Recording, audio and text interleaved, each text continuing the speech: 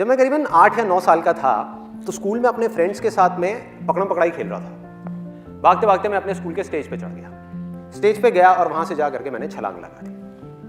नीचे कूदा, मैंने देखा नहीं था, वहाँ पर एक कांच की टूटी हुई बॉटल पड़ी थी और वो बॉटल, वो कांच मेरे हाथ में यहाँ पे घुस गया, आर पार हो गया। जिसके बाद से जो हुआ सो हुआ, लेकिन उसके बाद से मेरे यहाँ की एक नर्व पूरी तरह से डेड हो गई।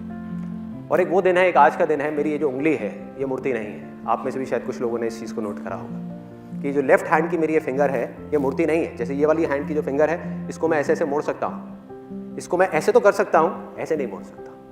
पकड़ करके मोड़ सकता हूँ, अपने आप नहीं मोड़ सकता। तो हुआ क्या, जैसा कि स्कूल्स में होता है कि मेरा जो स्कूल का ग्रुप था, दोस्त थे, उनको तो कोई टॉपिक चाहिए होता है ना, कोई मुर्गा चाहिए होता है। स्कूल में यही होता है सबके साथ में, स्कूल कॉलेज में, कि ग्रुप बना हुआ है, एक को मुर्गा बना लिया और सब उसके पीछे पड़े हुए हैं।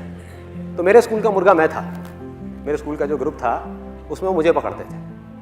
मेरा नाम संदीप से बदल करके मेरे स्कूल में, और ये चीज़ करीबन 12th स्टैंडर्ड तक चली थी, संदीप से बदल करके मेरा नाम हो गया था उंगली। तो उंगली आ रहा है, उंगली आ रहा है, उंगली आ रहा है। कोई मुझे उंगली मार बोलता था, कहता यार तेरे से अच्छा तो उंगली मार डाकू था, उसने औरों की उंगलियों को मारा, तूने खुद की उंगली को मार दिया। तो ऐसी ऐसी तरह तरह की चीज़ें होती थी। एक आपने वो कहावत सुनी होगी कि जब घी सीधी उंगली से ना निकल रहा हो तो उंगली टेढ़ी करनी पड़ती है। तो ग्रुप में जब खड़े होते थे तो सब आपस में पूछते थे, कहते यार ये संदीप क्या करेगा, घी कैसे निकालेगा, वो तो बेचारा रूखी रोटी खाएगा। तो ऐसी ऐसी चीज़ें होती थी।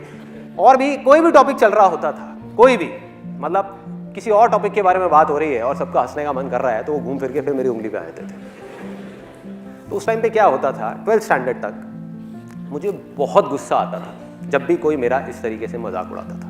बाहर से मैं दिखाने के लिए कई बार हंसता था, लेकिन अंदर ही अंदर मेरी फ्रस्ट्रेशन बढ़ती चली जा रही थी।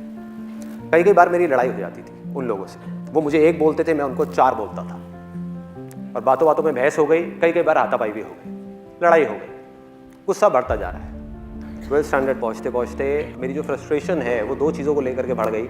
एक, ये जो लोग मेरा मजाक उड़ा रहे थे उनसे रिलेटेड, जो भी मेरे दोस्त थे, सो कॉल्ड दोस्त।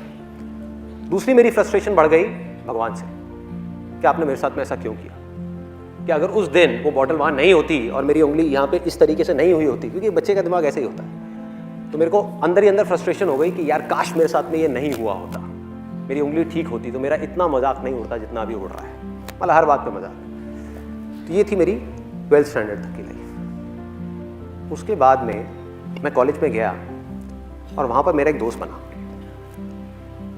उसको पोलियो था और वो सीधे तरीके से चल नहीं सकता था, तो उसके पास में हमेशा बैसाखियाँ होती थी जिसके सहारे से वो चलता था। उस बंदे की एक खास बात थी कि उसको कभी भी, मतलब मैं कॉलेज में 2 साल रहा हूँगा और मैंने कभी भी उस बंदे को इतना सा भी परेशान नहीं देखा, किसी ने नहीं देखा। मतलब उसके चेहरे पे शिकन तक नहीं, यहाँ पर सलवटे तक नहीं, हमेशा हंसता खेलता रहता, मजे में। और उसकी क्वालिटी क्या थी, जो मैंने लाइफ में पहली बार ऐसा एक बंदा देखा था, पहली बार, कि वो खुद की वीकनेसेस का, खुद की कमियों का खुल करके मजाक उड़ाता था।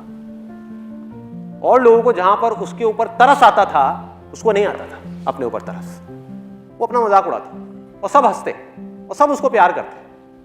मतलब खुद तो अपना मजाक उड़ाता था और हंसता था और सब साथ में हंसते थे, लेकिन उसका मजाक कोई नहीं उड़ाता था। तो ये चीज मेरे लिए नई थी और मैंने उसको ऑब्जर्व करना शुरू किया, उसके साथ में रहा, उससे इस चीज को मैंने सीख लिया। इस क्वालिटी को जो उस बंदे के अंदर थी, मैंने कहा कि नहीं, मुझे भी ऐसा ही बनना है, मुझे इस चीज़ को सीखना है कि खुद पर कैसे हंसा जाता है। और इसको मैंने प्रैक्टिस करना शुरू किया। पहले अपना थोड़ा थोड़ा सा मजाक उड़ाया, ये किया वो किया, अपनी वीकनेसेस का, अपनी उंगली का ही मैंने थोड़ा थोड़ा मजाक उड़ाना शुरू कर दिया, थोड़ा थोड़ा। तो मैं बाहर से कोशिश तो कर रहा था मजाक उड़ाने की, लेकिन अंदर ही अंदर उड़ा नहीं पा रहा था। लेकिन इस चीज़ को प्रैक्टिस करते करते कुछ महीने बाद मैं इस चीज़ में परफेक्ट हो गया। मतलब फिर मुझे बिल्कुल भी झिझक नहीं होती थी।